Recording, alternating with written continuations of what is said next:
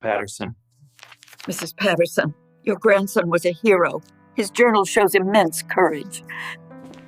Today you'll discover the story of Sergeant Michael Chen, a dedicated tomb guard at Arlington National Cemetery, whose unwavering commitment to honor led him to uncover a decades-old mystery that would challenge everything he believed about duty and sacrifice. Prepare yourself for a gripping narrative full of unexpected revelations. Before we begin this incredible story, don't forget to like the video, subscribe to the channel, and tell us in the comments where you're listening to this story from. The morning mist clung to the marble steps of the tomb of the unknown soldier like a shroud of reverence.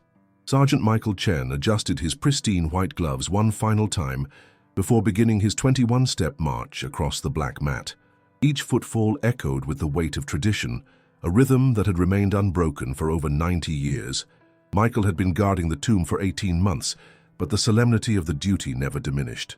Born in San Francisco to immigrant parents who had instilled in him an unwavering respect for sacrifice, he understood that this wasn't just a job, it was a sacred trust. His father, David Chen, had served in Vietnam, and his stories of fallen comrades had shaped Michael's understanding of honor from an early age. As dawn broke over Arlington's rolling hills, Michael noticed something unusual. Mrs. Eleanor Patterson, an elderly woman with silver hair and kind eyes, stood at the visitor's barrier, clutching a worn photograph. She had been coming to the tomb every Tuesday for the past 3 months, always carrying the same picture, always staying for exactly 47 minutes. During his brief rest period, Michael approached the visitor services desk where his colleague, Staff Sergeant James Rodriguez, was reviewing the day's schedule. "Jimmy, that woman who comes every Tuesday, do you know anything about her story?" Rodriguez looked up from his paperwork, his weathered face showing concern. "Mrs. Patterson? She lost her grandson in Afghanistan 2 years ago. Private First Class Thomas Patterson. The thing is, Mike, his remains were never recovered. She comes here because she says it's the closest she can get to him." Michael felt a familiar tightness in his chest. The unknown soldiers represented all those who had made the ultimate sacrifice, but for families like Mrs. Patterson, the uncertainty created a different kind of pain, one that couldn't be honored with a proper burial or a headstone to visit. That afternoon, as Michael resumed his post, he watched Mrs. Patterson through his peripheral vision. She whispered something to the tomb, her lips moving in what appeared to be a conversation. The photograph in her hands trembled slightly in the October breeze. After his shift, Michael found himself unable to shake the image of the grieving grandmother. He drove to his small apartment in Alexandria, where the walls were decorated with military memorabilia and family photos. His girlfriend, Sarah Martinez, a nurse at Walter Reed Medical Center, was preparing dinner when he arrived. "You look troubled," Sarah observed, setting down her spatula. Her intuitive nature, honed by years of caring for wounded veterans, allowed her to read Michael's moods with remarkable accuracy. "There's this woman who visits the tomb," Michael began, settling into their worn leather couch. "She lost her grandson, but his body was never found. She talks to the unknown soldiers like they might be him." Sarah sat beside him, her dark eyes reflecting understanding. "Grief doesn't follow rules, Michael. Sometimes people need to create their own rituals to find peace." The following Tuesday, Michael watched Mrs. Patterson with renewed attention. She arrived at precisely 9:15 a.m., wearing the same navy blue coat and carrying a thermos of coffee along with the photograph. This time, however, she also brought a small notebook. During his break, Michael made a decision that would change everything. He approached Mrs. Patterson respectfully, removing his white cap as a sign of respect. "Ma'am, I'm Sergeant Chen. I've noticed you visit regularly, and I wanted to express my condolences for your loss." Eleanor Patterson looked up with eyes that held both surprise and gratitude. "Thank you, Sergeant. I come here to talk to Tommy, my grandson. I know it might seem foolish, but this place feels sacred, like maybe he can hear me somehow." "It's not foolish at all, ma'am. May I ask about your grandson?" Eleanor's weathered hands opened the notebook, revealing pages of handwritten letters. "Thomas Patterson, 22 years old. He was deployed to Afghanistan with the 101st Airborne. His unit was ambushed in Helmand Province on March 15, 2022. 3 soldiers were killed, but Tommy's body was never recovered." Michael listened intently as Eleanor continued. "The Army told us the area was too dangerous for recovery operations.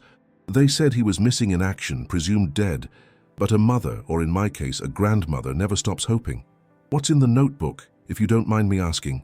Letters I write to him, things I wish I could tell him, about his sister graduating college, about his father getting promoted at work, about how much we miss his terrible jokes at Sunday dinner." Eleanor's voice cracked slightly. "I read them aloud here because this tomb represents all the unknown soldiers. Maybe one of them carries Tommy's spirit." That evening, Michael couldn't concentrate on his usual routine. He found himself researching Private First Class Thomas Patterson online. The official reports were sparse, but he discovered something that made his pulse quicken. The unit's commanding officer, Colonel Robert Hayes, was scheduled to speak at a veterans event in Washington, D.C. the following weekend. Michael spent the next few days wrestling with a decision. Military protocol was clear about maintaining professional boundaries, but something about Eleanor Patterson's unwavering hope compelled him to act. He had joined the old guard not just to honor the dead, but to serve the living who mourned them. On Saturday morning, Michael drove to the Marriott Hotel in downtown D.C., where the veterans event was taking place. He wore his dress blues, hoping his uniform would lend credibility to what he was about to do. The hotel lobby buzzed with activity as veterans from various conflicts gathered to share stories and support one another. Colonel Hayes was easy to spot, a tall man with graying temples and the bearing of someone who had carried heavy responsibilities. Michael approached him during a break between speakers. "Colonel Hayes, I'm Sergeant Chen from the 3rd Infantry Regiment. I guard the tomb of the unknown soldier, and I have a question about one of your soldiers, Private First Class Thomas Patterson." The colonel's expression immediately grew serious. "Patterson, that's a name I'll never forget. What's your interest in the case, Sergeant?" "His grandmother visits the tomb regularly.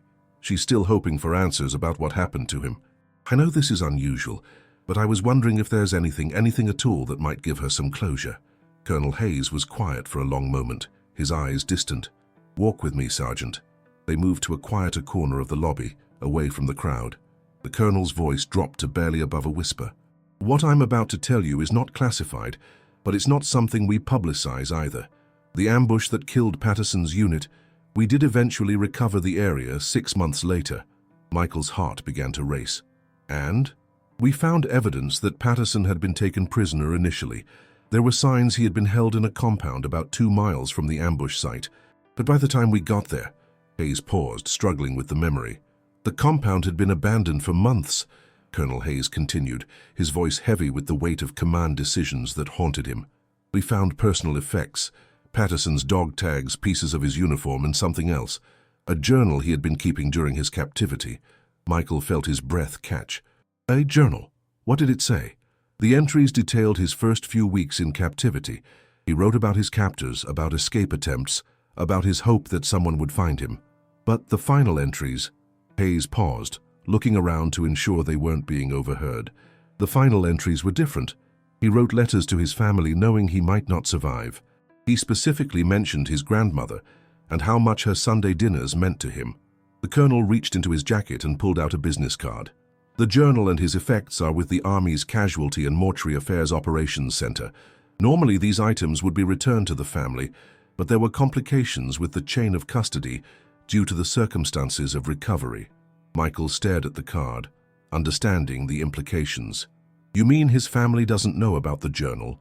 The bureaucracy moved slowly, and then there were questions about whether releasing the journal would provide closure or cause additional pain. The decision got stuck in committee reviews and psychological evaluations. It's been sitting in a file for over a year. That night, Michael called Sarah and explained everything. Her response was immediate and clear. "You have to tell her, Michael. She deserves to know that her grandson thought about her in his final days." The next Tuesday, Michael waited for Eleanor Patterson's arrival with a mixture of anticipation and nervousness. When she appeared at 9:15, carrying her usual thermos and photograph, he approached her again. "Mrs. Patterson, I've been thinking about our conversation last week. Would you be willing to meet with me after my shift? There's something I'd like to discuss with you." Eleanor's eyes showed curiosity mixed with hope. "Of course, Sergeant. Is everything all right?" "Yes, ma'am. Actually, it might be better than all right." They arranged to meet at a small cafe near Arlington Cemetery at 3 p.m. Michael spent his remaining hours on duty rehearsing what he would say, how he would explain his unofficial investigation, and how he would help Eleanor navigate the military bureaucracy to recover her grandson's journal. At the cafe, Eleanor sat across from Michael, her hands wrapped around a cup of tea.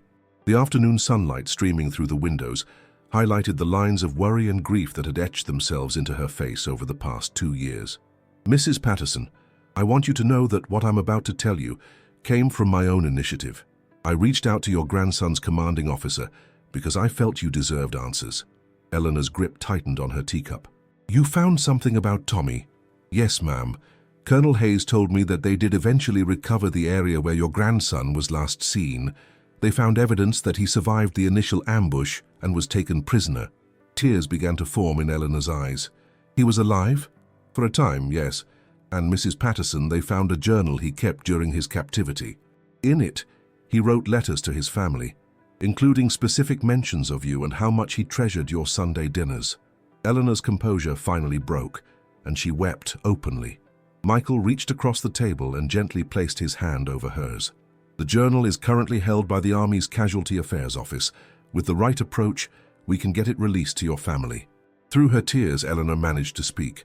"All this time I've been talking to him at the tomb, hoping somehow he could hear me. And he was thinking about me too, even in that terrible place." Michael spent the next hour explaining the process they would need to follow, the paperwork that would need to be filed, and the contacts Colonel Hayes had provided. He also made a commitment that went beyond his official duties. "Mrs. Patterson, I'm going to help you through this process. It's not part of my job description, but it's the right thing to do." As they prepared to leave the cafe, Eleanor looked at Michael with profound gratitude. "Sergeant Chen, you've given me something I thought I'd lost forever. Hope. Not hope that Tommy is still alive, but hope that his final thoughts were of love and family." The following weeks became a whirlwind of paperwork, phone calls, and bureaucratic navigation. Michael used his lunch breaks and off-duty time to help Eleanor contact the appropriate offices. Sarah often joined them, using her experience with military medical bureaucracy to help expedite the process. The breakthrough came on a Thursday afternoon when Michael received a call from Major Lisa Thompson at the Casualty Affairs Office. "Sergeant Chen, I've reviewed the Patterson case file. The journal and personal effects have been cleared for release to the family.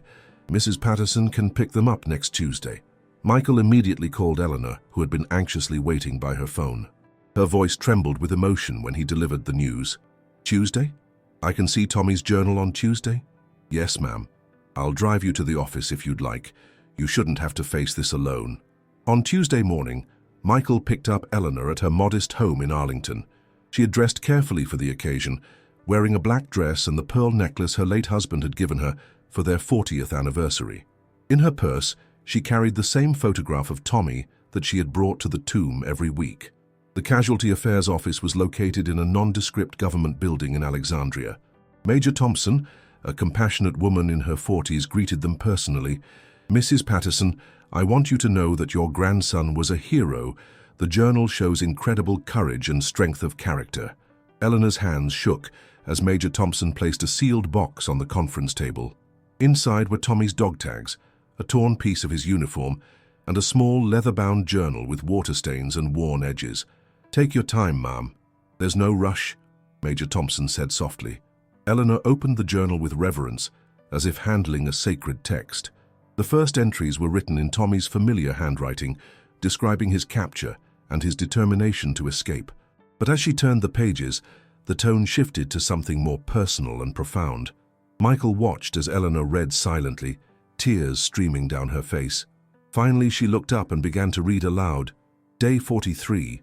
I don't know if I'll make it home, but I need to write this down. Grandma Eleanor, if you ever read this, I want you to know that every Sunday dinner, every terrible joke you laughed at, every hug you gave me, they're all here with me now. When things get really bad, I close my eyes and remember the smell of your apple pie and the way you always saved me the biggest piece." The room fell silent except for the sound of Eleanor's quiet sobs. Major Thompson discreetly stepped out to give them privacy. Eleanor continued reading. "I know you'll blame yourself if something happens to me, but please don't. You gave me 22 years of love and laughter. You taught me that family isn't just about blood. It's about showing up, caring, and never giving up on each other. I'm not giving up either, Grandma. Even if my body doesn't make it home, my love for you will." Michael felt his own eyes welling up as Eleanor closed the journal and held it against her chest. "He knew," she whispered. "He knew how much I loved him, and he loved me back just as much. They spent another hour at the office, with Major Thompson explaining the circumstances of the journal's recovery and answering Eleanor's questions about Tommy's final days. The official report indicated that Tommy had likely died from injuries sustained during an escape attempt, but his courage and determination had been evident throughout his captivity. As they drove back to Eleanor's house, she clutched the journal in her lap. "Sergeant Chen, I need to ask you something. Will you come with me to the tomb tomorrow? I want to read Tommy's words there, where I've been talking to him all these months." "Of course, Mrs. Patterson, it would be an honor. That evening, Michael called Colonel Hayes to update him on the successful recovery of the journal. The colonel's relief was evident in his voice. "You did something important, Sergeant. That family deserved closure, and you made it happen." The next morning dawned clear and crisp, with autumn leaves creating a colorful carpet across Arlington's grounds. Michael met Eleanor at the visitor's entrance, and together they walked to the tomb of the unknown soldier. She carried Tommy's journal in a small bag, along with her usual thermos of coffee. As they approached the tomb, Michael's fellow guards nodded respectfully. Word had spread through the unit about his efforts to help Eleanor, and rather than criticism for breaking protocol, he had received support from his colleagues and superiors. Captain Williams had even commended him for embodying the true spirit of service. Eleanor stood at the visitor's barrier, the same spot where she had stood every Tuesday for months. But this time, instead of uncertainty and desperate hope, her posture conveyed a sense of peace and resolution. "Tommy," she began, her voice steady and clear, "I finally heard back from you." She opened the journal and began reading selected passages aloud, sharing her grandson's words with the unknown soldiers who had become her confidants. Other visitors gathered quietly, sensing the solemnity of the moment. "He wrote about our Sunday dinners," Eleanor continued, her voice growing stronger.